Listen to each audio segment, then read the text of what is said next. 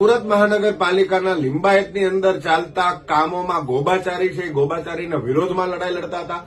આ આખી લડાઈના કારણે લિંબાયત વિસ્તારમાં લોકોનો ઝુકાવ આમ આદમી પાર્ટી તરફ વળ્યો અને ભારતીય જનતા પાર્ટીથી લોકો વિમુખ થવા લાગ્યા.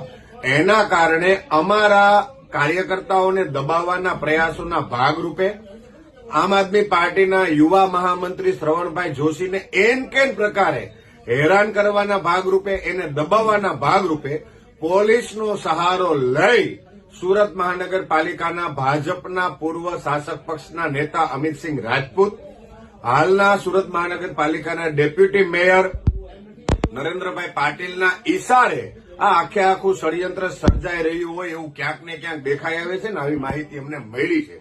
ત્યારે શ્રવણભાઈ જોશી એમને જે ફસાવવામાં આવ્યા છે, આમ આદમી પાર્ટીના યુવા મહામંત્રીની સાથે ઉભી છે.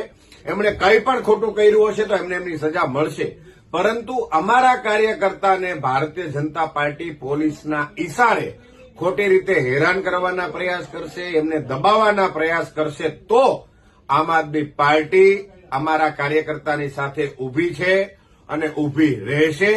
આમ આદમી પાર્ટી ભાજપની તાનાશાહીથી, પોલીસની દાદાગીરીથી, એમની ગુંડાગર્દીથી ડરવાની નથી. આમ આદમી પાર્ટી એકજૂટ થઈ શ્રવણભાઈ જોશીની સાથે છે. લડીશું અને જીતીશું. જય હિન્દ, જય જય ગરવી ગુજરાત.